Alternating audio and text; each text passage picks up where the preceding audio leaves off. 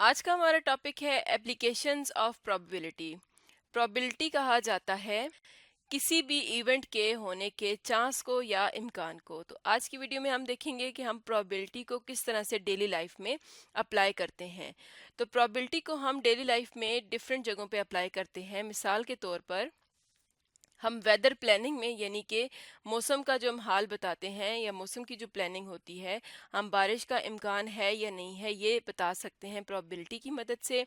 इसी तरह से स्पोर्ट्स स्ट्रेटजीज, यानी कि स्पोर्ट्स के अंदर भी हम बता सकते हैं किसी प्लेयर के बारे में, या हम ये बता सकते हैं कि कौन सी टीम जीतने के चांसेस ज़्यादा हैं या कौन सी टीम हारने के चांसेस ज़्यादा हैं।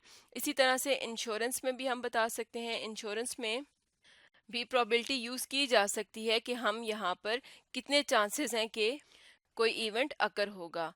इसी तरह से गेम्स के अंदर भी, हम ऑनलाइन गेम्स के अंदर भी और दूसरी गेम्स के अंदर भी प्रोबेबिलिटी को यूज़ कर सकते हैं। और इसके अलावा जब हम कार्ड्स खेलते हैं तो उसमें भी हम प्रोबेबिलिटी को इस्तेमाल करते हुए बता सकते हैं कि कौन से कार्ड जो है वो इसमें आने के चांसेस ज़्यादा हैं। इसी तरह से डेली लाइफ में एक और ये एग्जांपल है कि अगर हमारे पास एक ड्रॉर है जिसके अंदर सॉक्स पड़ी हैं और उसमें से अगर हमने ब्लैक सॉक्स को सिलेक्ट करना है तो ब्लैक आने की कितनी प्रोबेबिलिटी है। यानी एक ड्रॉर के अंदर डिफरेंट सॉक्स हैं जिनके अंदर ब्लैक भी हैं, तो ब्लैक आने के कितने चांसेस हैं। इसके अलावा और भी प्रोबेबिलिटी की डिफरेंट एप्लीकेशंस होती हैं, यानी हम चांस बता सकते हैं कि किसी चीज़ के होने का कितना चांस है। तो अब हम देख लेते हैं कि प्रोबेबिलिटी को हम किस तरह से डिफरेंट जगहों पर अप्लाई करते हैं। तो इसके लिए हम एक प्रॉब्लम देख लेते हैं। प्रॉब्लम है the probability of rain tomorrow is 65%, यानी कल बारिश होने के चांसेस कितने हैं, 65%।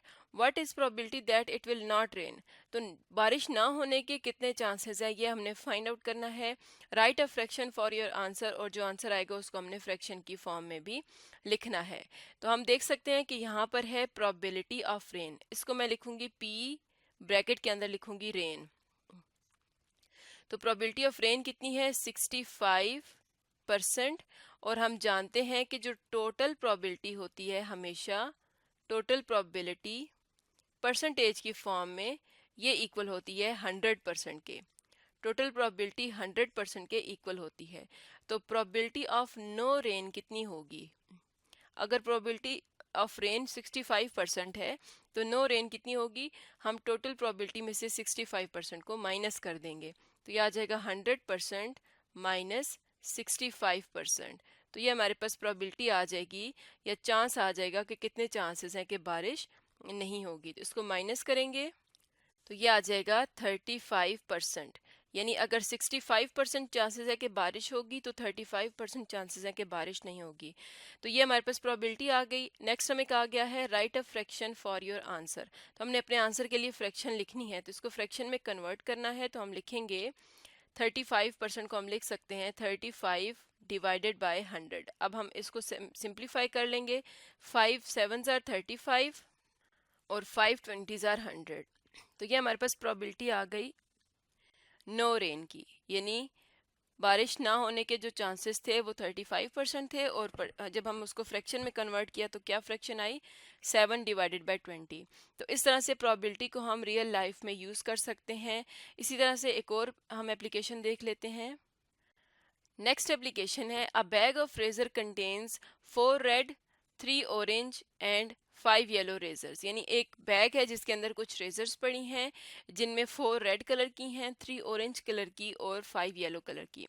If you choose one razor at random, आप रैंडमली यानी बगैर डिसाइड किए कोई भी रेजर उठा लेते हैं। What is the probability that you will select each of the following. तो हमने ये जो नीचे दी गई रेजर्स के कलर्स हैं इनके लिए हमने बताना है कि इनके आने की क्या प्रोबेबिलिटी है या क्या चांस है।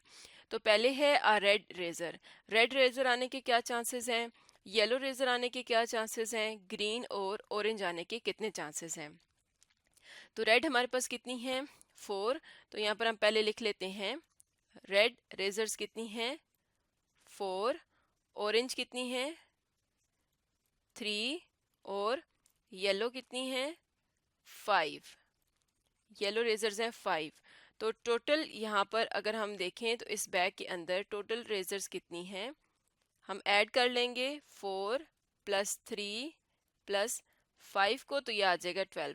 टोटल 12 रेजर्स हैं जिनमें से रेड 4 हैं। तो अगर हम रेड आने के चांसेस देखें तो 4 चांसेस हैं 12 में से, यानी टोटल 12 हैं और उनमें से 4 रेड हैं। तो रेड आने के कितने चांसेस हैं? 4 चांसेस हैं।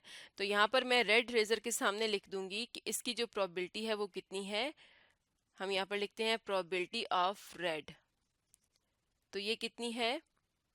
4 डिवाइडेड बाय 12। 4 उसके आने के चांसेस और 12 टोटल चांसेस। तो हम इसको सिंप्लीफाई कर लेंगे तो ये आ जाएगा 1 डिवाइडेड बाय 3, यानी कि रेड आने की प्रोबेबिलिटी 1 आउट ऑफ 3 है।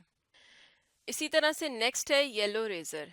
तो येलो आने के कितने चांसेस हैं? तो यहाँ पर हम लिखते हैं प्रोबेबिलिटी ऑफ येलो, और येलो यहाँ पर कितनी है? 5 है, यानी 5 आउट ऑफ 12 चांसेस हैं कि येलो आ जाए।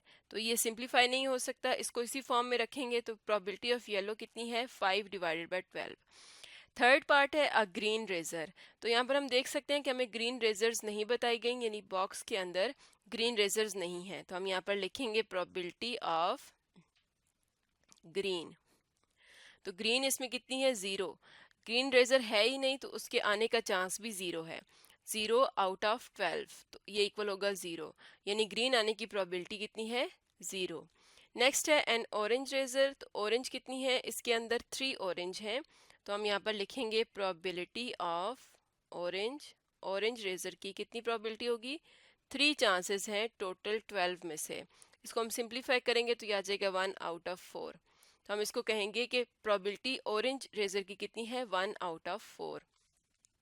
तो इस तरह से हम प्रोबेबिलिटी को रियल लाइफ में इस्तेमाल कर सकते हैं और इससे रिलेटेड एप्लीकेशंस को समझ सकते हैं। तो आज की वीडियो में हमारा टॉपिक था एप्लीकेशंस ऑफ प्रोबेबिलिटी।